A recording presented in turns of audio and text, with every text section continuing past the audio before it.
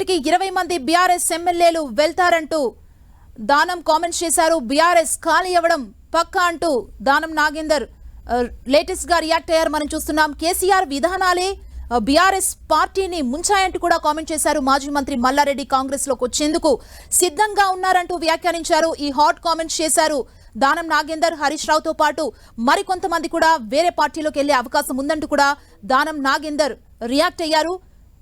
ఇదే అంశానికి సంబంధించి మరింత సమాచారం తెలుసుకుందాం. మా ప్రతినిధి ప్రతాప్ మనకు అందిస్తారు. ప్రతాప్, కాసేపటి క్రితమే మాజీ స్పీకర్ పోచారం కాంగ్రెస్ పార్టీలో చేరారు. అండ్ ఇప్పుడు లేటెస్ట్ గా చూస్తున్నాం దానం నాగేందర్ కామెంట్స్ చూస్తే బీఆర్ఎస్ ఖాళీ అవ్వడం ఖాయం, కేసీఆర్ విధానాల వల్లే బీఆర్ఎస్ పార్టీ మునిగిపోయింది అంటూ కూడా కొన్ని కామెంట్స్ చేశారు. ఎలా చూడాలి ప్రస్తుత పరిస్థితిని, అసలు ఏం జరుగుతోంది? ఎస్, డెఫినెట్గా చూడొచ్చు. దానం నాగేందర్ కూడా ఈ అంశానికి సంబంధించి కూడా చిట్ చాట్ చేయడం జరిగింది. గాంధీ భవన్ వేదిక కూడా మాట్లాడుతూ కూడా బీఆర్ఎస్కు సంబంధించిన ఎమ్మెల్యేలు మెజార్టీ ఎమ్మెల్యేలు అంతా కూడా కాంగ్రెస్ పార్టీలో చేరవడం ఖాయం అంటూ కూడా చెప్పడం జరిగింది. ముఖ్యంగా ఎవరెవరైతే ముఖ్యంగా ఉంటున్నారో సంబంధించి ఇప్పటికే పోచారం శ్రీనివాసరెడ్డి ఒకరే కారు, మిగతా ఎమ్మెల్యేలు కూడా కొంతమంది చాలామంది చేరేందుకు సిద్ధంగా ఉన్నారంటూ కూడా కొంతమంది పేరు కూడా ప్రస్తావించడం జరిగింది. కాలే యాదయ్య కానీ, అరికపూడి గాంధీ, గూడెం మైపాల్ రెడ్డి కానీ, అదేవిధంగా ముఠా గోపాల్, ఈయన అంబర్పేట ఎమ్మెల్యే, అదేవిధంగా ముషిరాబాద్ ఎమ్మెల్యే ముఠా గోపాల్, అదేవిధంగా Sudheer Reddy, LB Nagar MLA Sudheer Reddy, Quthbullapur MLA Vivekananda, Kotha Prabhakar, Dubbaka MLA Kotha Prabhakar, Rajendra Nagar MLA Prakash Goud, వీళ్ళంతా కూడా కాంగ్రెస్ పార్టీలో చేరబోతారంటూ కూడా బాంబు పేల్చడం జరిగింది. వీళ్ళంతా కూడా త్వరలో చేరుతారు. వీళ్ళు ఇప్పటికే దీనికి సంబంధించి కూడా సంప్రదింపులు కూడా పూర్తయ్యాయి. వీరే కాకుండా మల్లారెడ్డి సిద్ధంగా ఉన్నప్పటికీ కూడా కొన్ని ఇష్యూస్ వల్ల ఆయన కొద్దిగా తర్వాత ఉండే అవకాశం ఉంటుందంటూ కూడా చెప్పారు. అదే మొత్తం మీద దీనికి సంబంధించి చేరికలకు సంబంధించి సీఎం రేవంత్ రెడ్డి తోటి పార్టీ వ్యూహకర్త సునీల్ కనుగోలు కూడా దీనికి సంబంధించి డిస్కషన్ చేయడం జరిగింది. 2-3 రోజుల నుంచి కూడా ఈ ప్రాసెస్ అంతా జరుగుతుంది. ఈ 2-3 రోజుల్లోనే బీఆర్ఎస్ ఖాళీ కాబోతుందంటూ కూడా కామెంట్ చేయడం జరిగింది. మనం చూడొచ్చు. ఇంకా ఈరోజు పోచారం శ్రీనివాసరెడ్డి అయితే పార్టీలో కండువా కూడా కప్పుకోవడం జరిగింది. శ్రీనివాసరెడ్డి స్వయంగా సీఎం రేవంత్ రెడ్డి ఆయన నివాసానికి వచ్చి కండువా కప్పడం జరిగింది. శ్రీనివాసరెడ్డితో పాటు అదేవిధంగా మంత్రి పొంగులేటి శ్రీనివాసరెడ్డి కూడా రావడం జరిగింది. అంతా కూడా వచ్చి ఆయన పార్టీలోకి స్వయంగా ఆహ్వానించిన పరిస్థితి ఉంది. సో మొత్తం మీద బీఆర్ఎస్ అయితే ఖాళీ చేయాలని చెప్పేసి కాంగ్రెస్ పార్టీ చాలా సీరియస్గా ఫోకస్ పెట్టిందని చెప్పుకోవచ్చు. సీఎం రేవంత్ రెడ్డి దీనికి సంబంధించి కూడా బీఆర్ఎస్ దాదాపు ఖాళీ అవుతున్నట్టు కూడా ఇప్పటికే చెప్పిన పరిస్థితి ఉంది. కాబట్టి దానికి సంబంధించి కూడా ముఖ్యంగా నేతలంతా కూడా చేరికల పైన కూడా ఫోకస్ పెట్టారు.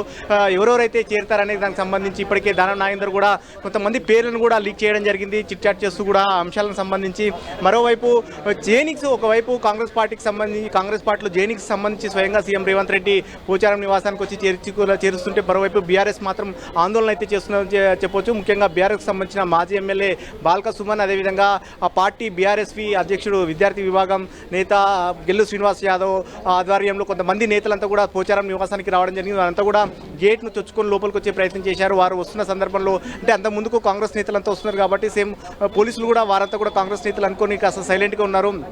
లోపలికి పోయే మూమెంట్లో అప్రమత్తమై వెంటనే వారిని నిర్వహించడం జరిగింది. వారిని లోపలికి వచ్చే ప్రయత్నం చేసినప్పుడు వారిని అంతా కూడా ఆపి బయటికి తీసుకురావడం జరిగింది. వారిని అంతా కూడా పెద్ద ఎత్తున ఆందోళన చేసుకున్న నేపథ్యంలో కాంగ్రెస్ పార్టీకి సంబంధించిన కార్యకర్తలకు కొంతమంది ఖైరతాబాద్ డీసీసీ అధ్యక్షుడు రోహిన్ రెడ్డి ఆధ్వర్యంలో వచ్చిన నేతలకు వారికి కాస్త గలాట జరిగింది. ఇద్దరు ఒకరిపై ఒకరు కొట్టుకునే ప్రయత్నం కూడా ప్రయత్నం చేశారు. వెంటనే పోలీసులు అప్రమత్తమై వారిని ఇరు వర్గాలను కూడా శాంతింపజేసి పక్కకు సైడ్ జరిపించి బీఆర్ఎస్ నేతలంతా అరెస్ట్ చేసి పంపించారు. బీఆర్ఎస్ నేత బాల్క సుమన్ కూడా పదే మాట్లాడుతూ మా పార్టీ గుర్తుపైన గెలిచిన ఎమ్మెల్యేలు మేము, మా పార్టీ ఎమ్మెల్యేలు మీకు కలవకూడదా అంటూ ప్రశ్నించే ప్రయత్నం చేశారు పోలీసులు. కానీ పోలీసులు మాత్రం అనుమతి లేదు, ప్రజెంట్ మీకు ఒకవేళ అనుమతి ఇచ్చి ఆయన అలో చేస్తే కనుక మేము పంపిస్తాం, లోపలికి పర్మిషన్ లేదు, వద్దని అనుమతి లేదు, ఎమ్మెల్యే అనుమతి లేదు, లోపలికి పంపడానికి కుదరదంటూ కూడా ఆయన పంపించే ప్రయత్నం చేశారు. సో ఈ ఒకవైపు ఇదంతా జరుగుతున్నప్పటికీ మరోవైపు మాత్రం జాయినింగ్ మాత్రం చాలా వేగంగా జరిగిపోయిందని చెప్పుకోవచ్చు. కాసేపు అంటే గంట క్రితం ఆయన నివాసానికి రావడం, వెంటనే చక్కచక్క సంప్రదింపులు జరగడం, పార్టీలో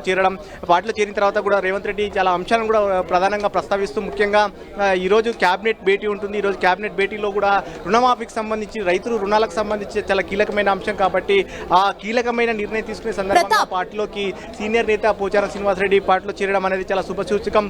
చెప్పండి ప్రతాప్. మరోవైపు చూసినట్లయితే దానం నాగేందర్ కామెంట్స్ లో హరీష్ రావుతో పాటు ఇంకొంతమంది ఎమ్మెల్యేలు కూడా బీజేపీ వైపు చూస్తున్నారు. వారు కూడా బీజేపీలో చేరే అవకాశాలు ఉన్నాయని కూడా దానం నాగేందర్ చెప్పాలి. ఇది ఎంతవరకు నిజం, అసలు ఈ వార్తను ఎట్లా చూడాలి? దానం నాగేందర్ కామెంట్స్. వాస్తవానికి స్పెక్యులేషన్స్ అంతే దాదాపు ఒక వారం రోజుల నుంచి కూడా చాలా ఎక్కువగా వినపడతా ఉన్నాయని చెప్పుకోవచ్చు. పార్లమెంట్ ఎన్నికల ఫలితాల తర్వాత పార్లమెంట్ ఎన్నికల ఫలితాల్లో బీఆర్ఎస్ ఒక్క సీటు కూడా గెలవకపోవడంతో ఈ అంశం అనేది కూడా చాలా చర్చనీయాంశంగా మారిందని చెప్పుకోవచ్చు. ముఖ్యంగా హరీష్ రావు కూడా దీనికి స్వయంగా స్పందిస్తూ కూడా సోషల్ మీడియా వేదిక కూడా జరుగుతున్న ఏవైతే ఉన్నాయో ప్రచారం ఉందో దీని అంతా కూడా ఫేక్గా కొట్టిపారేశారు. తాను బీఆర్ఎస్ పార్టీలో పుట్టి పెరిగాను కాబట్టి ఏ పార్టీకి వెళ్లాల్సిన అవసరం తనకు లేదు, కావాలని కొంతమంది ప్రొపగండా చేస్తున్నారు. ఆ ప్రొపగండాను ఎవరు నమ్మాల్సిన అవసరం లేదు. ఇదే కనుక ప్రచారం ఇట్లే కనుక కంటిన్యూ చేస్తే కేసులు కూడా వేస్తానంటూ కూడా హెచ్చరించిన పరిస్థితి ఉంది. లీగల్గా చర్యలు తీసుకుంటానంటూ కూడా ఇప్పటికే స్పష్టం చేసిన పరిస్థితి ఉంది. ఒకవైపు హరీష్ రావు దీనికి స్పష్టంగా చెప్తున్నప్పటికీ మరోవైపు మాత్రం ఎమ్మెల్యేలు మాత్రం దీన్ని ప్రచారం అయితే కంటిన్యూ చేస్తున్నారని చెప్పవచ్చు. ఇప్పటివరకు కాంగ్రెస్ పార్టీకి సంబంధించిన ఎమ్మెల్యేలు విప్పులు బీర్లా ఎల్లయ్య కానీ అడ్లూరి లక్ష్మణ్ కొంతమంది నేతలంతా కూడా 2-3 రోజుల క్రితము ప్రెస్ మీట్ పెట్టి కూడా ఇదే అంశాన్ని కూడా చెప్పారు. తాజాగా దాన నాగేందర్ కూడా గాంధీ భవన్ వేదిక కూడా ఇదే అంశాన్ని కూడా చెప్పడం జరిగింది. ఎమ్మెల్యేలు అంతా కూడా కొంతమంది ఎమ్మెల్యేలు అంతా కూడా కాంగ్రెస్ పార్టీలో చేరబోతున్నారు. మరికొంతమంది పల్లారాజేశ్వరరెడ్డి కానీ కొంతమంది హరీష్ రావు ఇట్లాంటి వాళ్ళంతా కూడా బీజేపీలో చేరుతారు.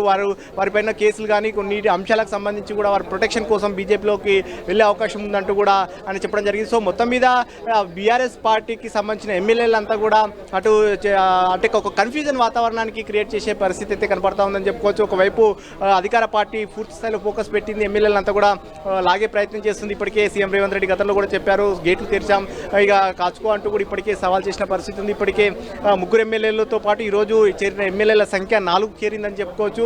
మిగతా ఇంకో 20-25 మంది ఎమ్మెల్యేలు కానీ చేర్చుకొని పూర్తిగా శాసనసభ పక్షాన్నే విలీనం చేసుకోవాలని కూడా ఒక ఆలోచన చేస్తుంది. అందులో భాగంగానే ఈ స్పీడప్ కూడా చేసిందని చెప్పుకోవచ్చు. ఇప్పటికే కాంగ్రెస్ పార్టీకి సంబంధించి ఒక వ్యూహరచన కూడా చేసినట్టు కూడా తెలుస్తుంది. ఎవరెవరైతే పార్టీలో చేరుతారంటూ ఊహాగానాలు ఉన్నాయో వాటికి అందరికీ సంబంధించి ఇప్పటికే ఒక చర్చలు కూడా జరుగుతున్నాయి. ఎవరెవరికి సంబంధించి ఏ విధంగా తీసుకురావాలని సంబంధించి కూడా ముఖ్యమైన నేతలంతా కూడా వారితో సంప్రదింపులు కూడా జరుగుతున్నాయి. వీటితో పాటు కొంతమంది ఇప్పటికే పార్టీలో చేరే ఎవరైతే ఉన్నారో వీరితో నుంచి కూడా వారిని సంప్రదింపులు చేసే ప్రయత్నం చేస్తున్నారు, పార్టీలోకి తీసుకునే ప్రయత్నం కూడా చేస్తున్నారు. సో మొత్తం మీద ఆ పార్టీని బీఆర్ఎస్ పార్టీని పూర్తిగా ఎల్పీనంతా కూడా విలీనం చేసుకోవాలి, ప్రభుత్వాన్ని మరింత పటిష్టం చేసుకోవాలని చెప్పేసి ఒక ఆలోచన చేస్తుంది. అందులో భాగంగానే ఇప్పటికే కాంగ్రెస్ పార్టీకి మ్యాచ్ ఫిగర్ చూసినట్టయితే కనుక మ్యాచ్ ఫిగర్ దాటి అంటే కాంగ్రెస్ పార్టీ గుర్తుపైన గెలిచిన వాళ్ళు దాదాపు ఇప్పుడు అసెంబ్లీలో 65 మందికి చేరారు. 65 మందితో పాటు ఇప్పుడు ఈ సంఖ్య చూసినట్లయితే 4 చేరారు కాబట్టి మొత్తం 69 మంది అవుతున్నారు కాబట్టి సో మొత్తం మీద ఈ మొత్తం ఎమ్మెల్యేలంతా కూడా చేర్చుకొని మరింత పటిష్ట చేయాలని కూడా ఆలోచన చేస్తుంది. మరోవైపు బీఆర్ఎస్ సంబంధించిన ఎమ్మెల్యేలు ఎవరైతే ఉన్నారో వారంతా కూడా చేస్తున్న నేపథ్యంలో బీఆర్ఎస్ సంబంధించిన నేతలంతా కూడా దీన్ని ప్రొటెక్షన్ చేసే ప్రయత్నం కూడా చేస్తున్నారు. అయితే దానికి సంబంధించి ఈరోజు కొంతమంది బాల్క సుమన్తో పాటు గెలు శ్రీనివాస్ యాదవ్ కొంతమంది పోచారం నివాసానికి వచ్చినప్పటికీ చేసే ప్రయత్నం చేసినప్పటికీ కూడా వాళ్ళు చేసే ప్రయత్నం పూర్తి ఏ విధంగా సక్సెస్ కాలేదని చెప్పుకోవచ్చు. వాళ్ళ ఎమ్మెల్యేలను కలిసి సంప్రదింపులు చేస్తామని ఒక ప్రయత్నం చేశారు, కానీ పోలీసులు అడ్డగించి వాళ్ళని పంపించేశారు. సీఎం రేవంత్ రెడ్డి లోపలే ఉన్నారు కాబట్టి ప్రోటోకాల్ ప్రకారంగా ఉన్న ఇబ్బందుల నేపథ్యంలో వాటిని అంతా పోలీసులు కూడా అడ్డుకొని వారిని పంపించే ప్రయత్నం చేశారు. వారు వెళ్ళిన తర్వాత స్వయంగా కండువా కాపీ కూడా మీడియా ముందు కూడా వచ్చి రేవంత్ రెడ్డితో పాటు పోచారం కూడా మాట్లాడడం జరిగింది. కాంగ్రెస్ ప్రభుత్వం చేస్తున్న మంచిని దృష్టిలో పెట్టుకొని ప్రభుత్వానికి తన సపోర్ట్ ఇవ్వాలని ఒక ఆలోచనతోటి కాంగ్రెస్ పార్టీలో చేరుతున్నట్టు కూడా పోచారం శ్రీనివాస్ రెడ్డి చెప్పడం జరిగింది. తన గతంలో మంత్రిగా కూడా పనిచేశాను, ఇక తను ప్రత్యక్ష ఎన్నికల్లో ఇదే చివరి సమయం, ఇక నేను మళ్ళీ నెక్స్ట్ పోటీ చేసే అవకాశం ఉంటుంది, కానీ పదవుల కోసం కాకపోయినప్పటికీ ప్రభుత్వం చేసే మంచి కోసం రుణమాఫీ లాంటి కార్యక్రమాలు కీలకమైన కార్యక్రమాలు చేస్తుంది కాబట్టి ఆ కార్యక్రమాలను సమర్థించడం కోసమే పార్టీలో చేరుతున్నట్టు కూడా పోచారం శ్రీనివాస్ రెడ్డి చెప్పారు. సో మొత్తం మీద మిగతా ఎమ్మెల్యేల చేతికి సంబంధించి కూడా దానం నాగేందర్ ఒక బాంబు అయితే పేల్చారు కాబట్టి ఆ ఎమ్మెల్యేలు ఎప్పుడు చేరిక ఉంటుంది అనేది కూడా 1-2 రోజుల్లో క్లారిటీ వచ్చే అవకాశం ఉంటుంది. Thank you Pratap.